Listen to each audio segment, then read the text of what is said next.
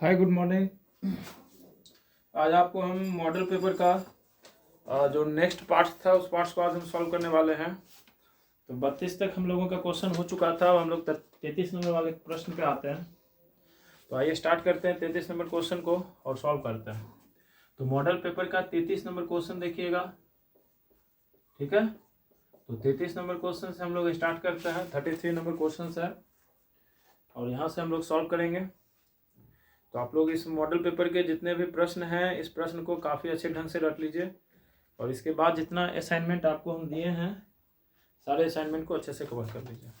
तो आइए 33 number question है, कौन एक्टिनाइड्स नहीं है। 33 नंबर क्वेश्चन है, कौन एक्टिनाइड्स नहीं है। कौन एक्टिनाइड्स नहीं है। तो याद रखिएगा, अगर एक्टिनाइड्स नहीं होने की बात होती है तो उसको टर्बियम जो ग्रुप था मेंबर ऑफ, उसमें टर्बियम का जो है वो एक्टिनाइड्स के अंदर नहीं आता है। एफ ब्लॉक को दो पार्ट्स में बांटा गया है, एक लेंथेनाइड्स और एक एक्टिनाइड्स बांटा गया है। आपको पता होना चाहिए एफ ब्लॉक को बांटा गया दो टर्म में, लेंथेनाइड्स और एक्टिनाइड्स। उस ग्रुप को आपको याद रख लेना है। कौन प्रतिचुंबकीय है। अगला क्वेश्चन है भाई, कौन प्रतिचुंबकीय है।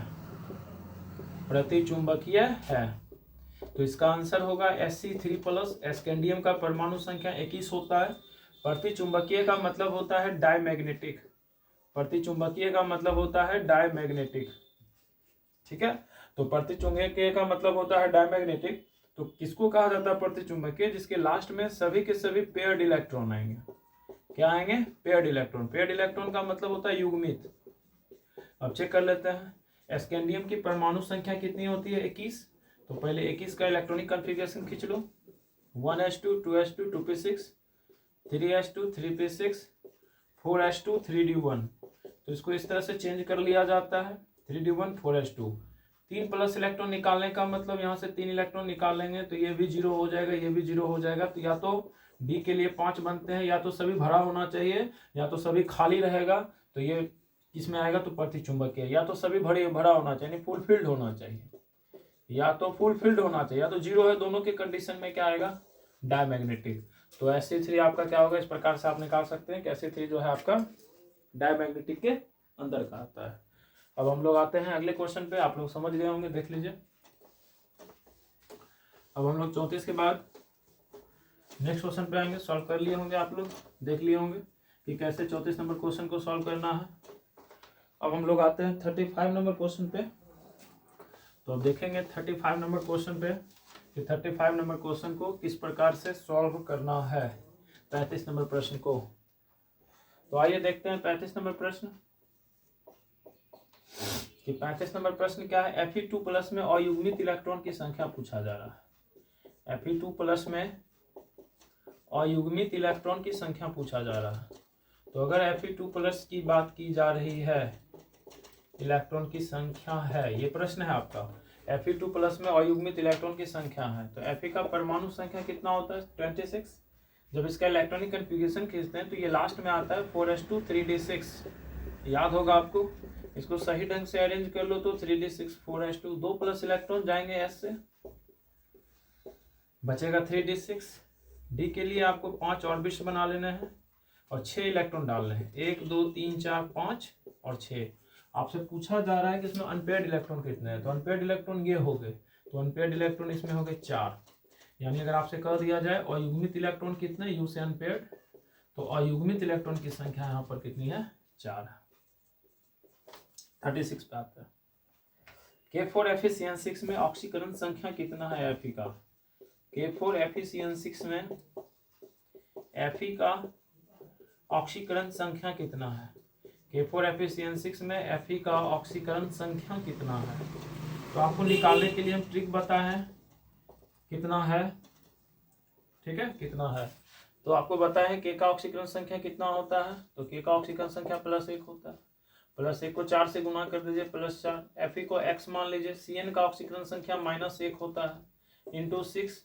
टोटल चार्ज न्यूट्रल है तो 0, +4 + x -6 = 0, x - 2 = 0, x = +2। यानी Fe का ऑक्सीकरण संख्या इसमें कितना आएगा, +2 आएगा। कितना आएगा, +2। तो आप लोग देखते रहिए इस टाइप के प्रश्न को, काफ़ी अच्छे प्रश्न होते हैं। मॉडल पेपर के सारे प्रश्न को आप अच्छे से याद कर लीजिए, और जो हम आपको चैप्टर वाइज असाइनमेंट दिए हैं, ऑब्जेक्टिव हो या सब्जेक्टिव हो, सारे क्वेश्चन को देख लीजिए। इससे ज़्यादा केमिस्ट्री का है नहीं, कहाँ से बोर्ड क्वेश्चन देगा, यहीं से रहता है। लेकिन मॉडल पेपर आप सारे पेपर का देख लीजिए, चाहे आपका फिजिक्स हो, चाहे मैथ्स हो, चाहे केमिस्ट्री हो, इवन बायोलॉजी हो, या आप जिस पेपर की तैयारी कर रहे हैं मॉडल पेपर आप देखते चलिए, ठीक है। अब हम लोग आते हैं क्वेश्चन में 37। सभी लिगेंड्स होते हैं, क्वेश्चन है भाई मेरे, सभी लिगेंड्स होते हैं। अब ये काफ़ी अच्छा प्रश्न है, आपके सेट में भी, ऑब्जेक्टिव सेट में भी दिए हुए हैं, तो आपको पता होनी चाहिए सभी लिगेंड जो होते हैं लुईस भस्म की तरह होते हैं या लुईस क्षार की तरह होते हैं। और 30 नंबर पे आते हैं जटिल आयन NiCN4।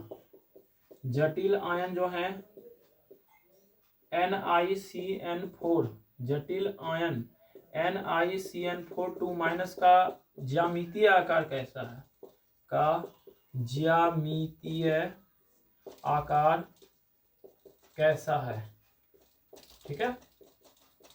क्वेश्चन है आपसे जटिल आयन NiCN4 2- का ज्यामितीय आकार कैसा है। तो 4 है, तो 4 होने के कारण इसका ज्यामितीय आकार जो बनेगा वर्गाकार समतलीय बनेगा। क्या बनेगा, वर्गाकार समतलीय, अर्थात स्क्वायर प्लेनर स्ट्रक्चर बनेगा। क्यों, क्योंकि ये स्ट्रॉन्ग लिगेंड है। 4 के कारण 2 ही प्रकार का ज्यामितीय संरचना बनता है, एक चतुष्फलकीय बनता है, एक वर्गाकार समतलीय बनता है। और चतुष्फलकीय तब बनता है जब कमजोर लिगेंड होता है, और स्ट्रॉन्ग लिगेंड के अंदर आता है साइनाइड, इसलिए वर्गाकार समतलीय बनता है।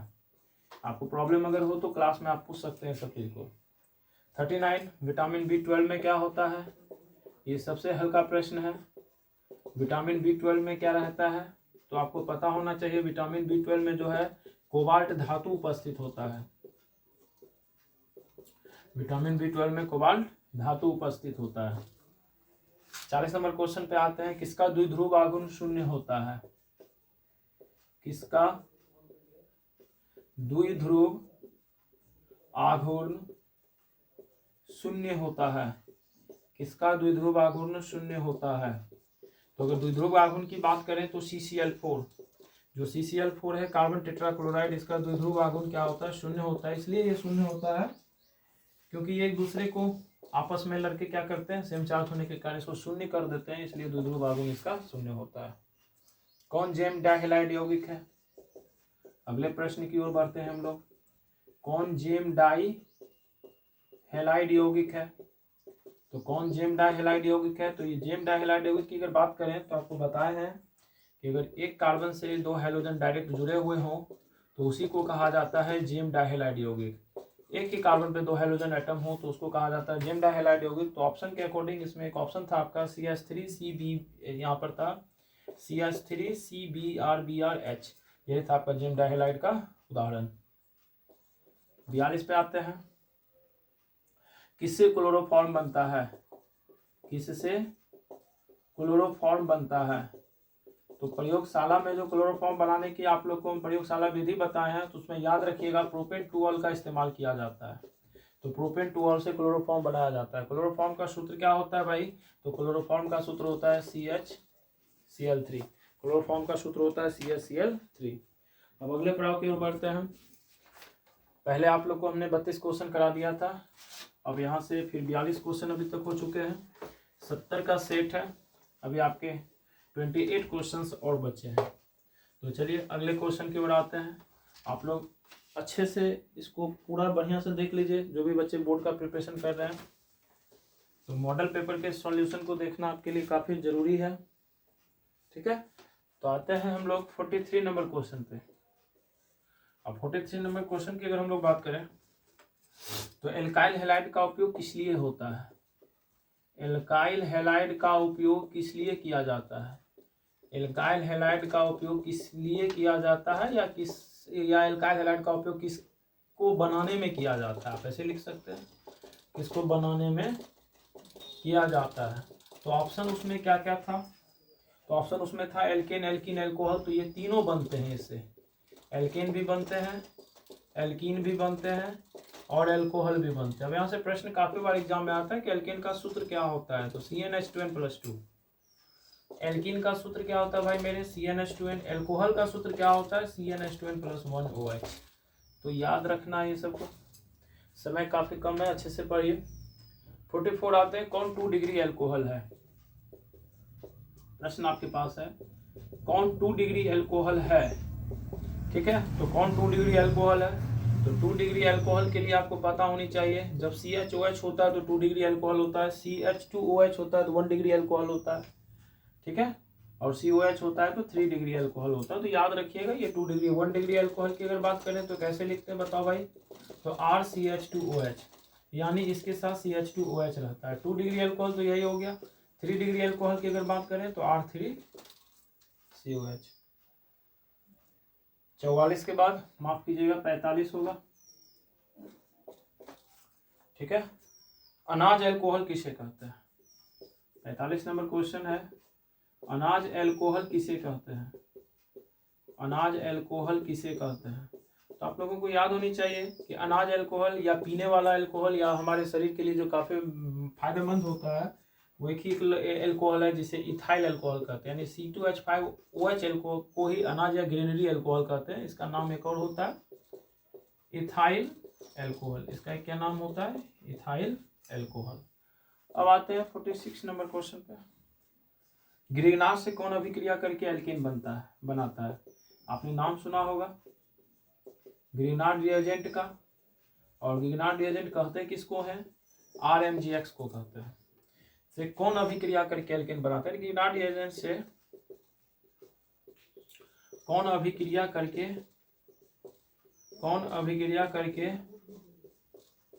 एल्केन बनाता है? कौन अभिक्रिया करके एल्केन बनाता है? तो याद रखिएगा, जब एल्कोहल से ग्रिग्नार्ड रिएजेंट की अभिक्रिया कराई जाती है, आंसर इसका एल्कोहल होगा, ROH एल्कोहल होगा। तो जब ग्रिग्नार्ड रिएजेंट की अभिक्रिया एल्कोहल से कराते हैं तो ये क्या बनाता है, एल्केन बनाता है, RCOCl + H2।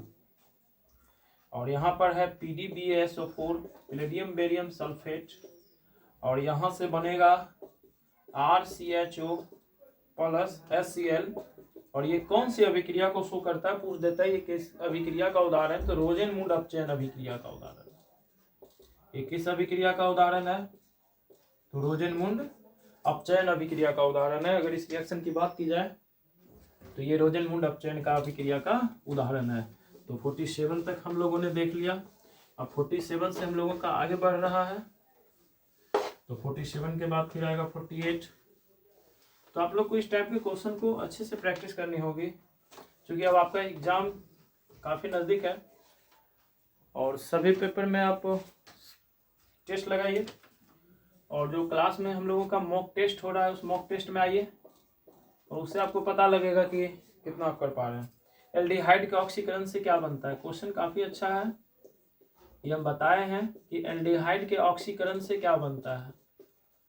एल्डिहाइड के ऑक्सीकरण से क्या बनता है? तो आप लोग को पता होनी चाहिए कि जब एल्डिहाइड का ऑक्सीकरण कराया जाता है तो कार्बोक्सिलिक एसिड बनता है। तो सिंपल सा ऑप्शन में अम्ल था, तो अम्ल आप पढ़े होंगे।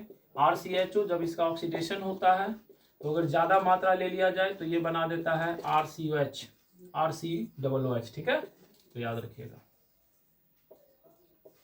49 पे आते हैं, कैनिजारो अभिक्रिया कौन नहीं देगा? ये काफ़ी VVI में से है, हमारा तो फेवरेट क्वेश्चन है। कैनिजारो अभिक्रिया कौन नहीं देगा? कैनिजारो अभिक्रिया कौन नहीं देगा? कौन नहीं देगा? तो आपको पता होनी चाहिए जिसमें अल्फा हाइड्रोजन नहीं होता है। अल्फा हाइड्रोजन कौन नहीं देगा?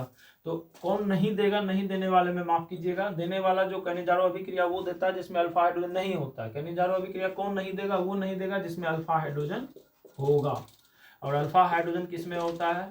तो CH3 C double bond OH में। ये C डबल बॉन्डो के बगल वाले कार्बन को अल्फा कार्बन कहते हैं और इस पर हाइड्रोजन की संख्या 3 है। तो ये सब टाइप के कैनिजारो अभिक्रिया नहीं दिखाएंगे। यूरोट्रोपिन किसके साथ अभिक्रिया से बनता है? नाम सुने होंगे यूरोट्रोपिन का, बहुत अच्छा संरचना इसका होता है। यूरोट्रोपिन किसके साथ अभिक्रिया से बनता है? किसके साथ अभिक्रिया से बनता है? तो याद रखिएगा यूरोट्रोपिन को जो बनाया जाता है भाई मेरे फॉर्मल्डिहाइड से। किससे बनाया जाता है? फॉर्मल्डिहाइड से। और फॉर्मल्डिहाइड का जो फॉर्मूला होता है SeHO। अब अगले क्वेश्चन के पड़ाव की ओर बढ़ते हैं। 50 क्वेश्चन हमारा समाप्त हो गया। अब 51 पे आते हैं। कौन एस्टर को दिखाता है?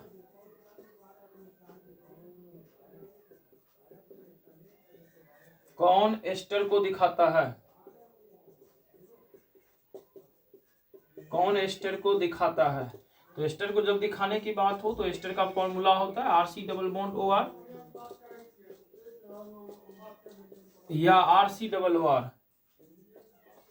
ये ग्रुप एस्टर को दिखाता है। फॉर्मिक अम्ल और फॉर्मल्डिहाइड में अंतर कैसे होता है? अच्छे अच्छे प्रश्न है सब। फॉर्मिक अम्ल और फॉर्मल्डिहाइड में अंतर कैसे होता है? फॉर्मिक अम्ल और फॉर्मल्डिहाइड में अंतर कौन दिखाता है?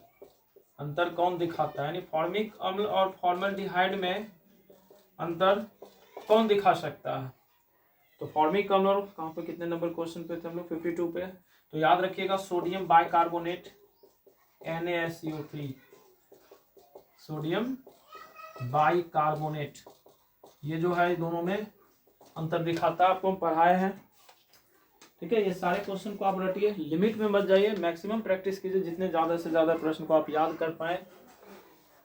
ये मत कीजिए कि ये 10 क्वेश्चन में 8 क्वेश्चन आ जाएंगे, 4 आ जाएंगे। संभावना होती है, आपके पास समय है पर्याप्त, पूरा रिवीजन कर डालिए। जितने प्रश्न आप रट सकते हैं ज्यादा से ज्यादा उतने प्रश्न को रटिए। कम से कम 500 में टारगेट रखिए कि 400 के आसपास मार्क्स आपके बने, ठीक है। तो चलते हैं हम लोग आगे। निम्न में कौन प्रबल अम्ल है? प्रश्न है निम्न में कौन प्रबल अम्ल है? तो निम्न में कौन प्रबल अम्ल है? तो प्रबल अम्ल वो होता है जिसमें हैलोजन की संख्या ज्यादा होगी। तो आपके ऑप्शन में बहुत सारे प्रकार थे, तो इसमें हैलोजन की संख्या सबसे ज्यादा थे। जिसमें हैलोजन की संख्या ज्यादा होगी, इसमें क्लोरीन की संख्या 3 है। अगर कोई 2 वाला होता तो इससे कम होता, अगर 1 वाला होता तो उससे भी कम होता, तो ये सबसे ज्यादा होगा। 54 पे आते हैं। कौन प्रबल अवकारक है? कौन प्रबल अवकारक है? कौन प्रबल अवकारक है? अब अवकारक की बात की जा रही है, तो याद रखिएगा मेथेनोइक अम्ल HCOOH, इसको क्या कहा जाता है? मेथेनोइक अम्ल। और ये अक्सर क्या होते हैं? प्रबल अवकारक की रेंज में आते हैं। प्रबल अवकारक इसी को कहा जाता है। किसके द्वारा कार्बोक्सिलिक अम्ल को सीधे 1 डिग्री अल्कोहल में बदला जाता है? किसके द्वारा कार्बोक्सिलिक अम्ल को, किसके द्वारा कार्बोक्सिलिक अम्ल को, ठीक है, क्वेश्चन है किसके द्वारा कार्बोक्सिलिक अम्ल को सीधे 1 डिग्री अल्कोहल में बदलते हैं? सीधे 1 डिग्री अल्कोहल में बदलते हैं। 1 डिग्री अल्कोहल में बदलते हैं। तो याद रखिएगा 1 डिग्री अल्कोहल में बदलने के लिए जो कैटलिस्ट का प्रयोग होता है लिथियम एल्यूमिनियम हाइड्राइड LiAlH4, ये प्रबल अपचायक होता है। इसका काम होता है हाइड्रोजन को जोड़ना। कौन 2 डिग्री एमीन है? कौन 2 डिग्री एमीन है? अब 2 डिग्री एमीन की बात करते हैं तो 2 डिग्री एमीन में आपको पता होनी चाहिए R2NH जो होता है हमारा 2 डिग्री एमीन होता है। 1 डिग्री एमीन की अगर बात करें हम लोग तो RNH2 को 1 डिग्री एमीन कहा जाता है। 3 डिग्री एमीन की बात करें तो R3N को 3 डिग्री एमीन कहा जाता है। 57 में आते हैं। मिथाइल आइसोसाइनाइड का सूत्र क्या होता है? मेथिल आइसोसाइनाइड, मेथिल आइसोसाइनाइड का सूत्र क्या होता है? सूत्र क्या होता है आपको पता होना चाहिए कि भोपाल त्रासदी गैस घटना में इसी का इस्तेमाल किया गया था, इस्तेमाल किया नहीं गया था सॉरी, इसी के कारण गैस के रिसाव के कारण काफी दर्दनाक हादसा हुआ था। तो मिथाइल आइसोसाइनाइड वही है। इस पर एक आपका शायद वो फिल्म भी बना हुआ है जिसको आप लोग क्या वेब सीरीज कहते हैं। 58 में आते हैं हम लोग। किसके जलांशन से 1 डिग्री अमीन बनता है? किसके जलांशन से 1 डिग्री अमीन बनता है? 1 डिग्री अमीन बनता है। तो अगर जलांशन उलांसन की बात आए तो याद रखिएगा एल्काइल आइसोसाइनाइड को जब जलांशित किया जाएगा, एल्काइल आइसोसाइनाइड को जब जलांशित किया जाएगा तो ये आपको 1 डिग्री एमीन फॉर्म करेगा। 59 पे आइए, एमीन में नाइट्रोजन का परसंकरण क्या होता है? एमीन में नाइट्रोजन का परसंकरण क्या होता है? तो याद रखना है आपको, इसमें sp3 होता है, क्योंकि एमीन का स्ट्रक्चर अगर सब सिंगल बॉन्ड से जुड़ा हुआ है तो सिंगल बॉन्ड से जुड़ने के कारण ये आपको दिखाएगा sp3। 60 नंबर क्वेश्चन पे आइए, सुक्रोज के जल अपघटन से क्या बनता है? पढ़ाए हुए हैं, सुक्रोज के जल अपघटन से क्या बनता है? जल अपघटन से क्या बनता है? तो सुक्रोज का जब जल अपघटन कराते हैं तो ग्लूकोज बनता है और क्या बनता है? फ्रक्टोज बनता है। तो सुक्रोज का जब जल अपघटन कराया जाता है तो ये ग्लूकोज बनता है और क्या बनता है? फ्रक्टोज बनता है। अब आते हैं, हम लोगों का लास्ट क्वेश्चन बचेगा, लास्ट सेट बचा है 60-10 क्वेश्चन को और सॉल्व करना है। उम्मीद करते हैं आप लोग समझ रहे होंगे और ये सब प्रश्न को याद कर लेना है आप लोगों को काफी अच्छे ढंग से। तो आइए देखते हैं 61 नंबर क्वेश्चन। 61 है, स्कॉर्बिक अम्ल कौन सा है? ये आपके असाइनमेंट में भी क्वेश्चन है, ये स्कॉर्बिक अम्ल कौन है? तो आपको पता होनी चाहिए स्कॉर्बिक अम्ल किसे कहा जाता है। तो स्कॉर्बिक अम्ल विटामिन को कहा जाता है और उसमें भी विटामिन सी का नाम होता है स्कॉर्बिक अम्ल। 62 पे आते हैं, कौन आनुवांशिकता को बताता है? कौन आनुवांशिकता को बताता है? कौन आनुवांशिकता को बताता है? तो आपको पता होनी चाहिए कि डीएनए का काम है आनुवांशिकता बताना। डीएनए का पूरा नाम डीऑक्सीराइबोज न्यूक्लिक अम्ल होता है। 63 में आते हैं, साबुन क्या है? साबुन क्या है? तो साबुन के बारे में अगर पूछ दिया जाए तो साबुन क्या है? तो साबुन अम्लों का लवण है।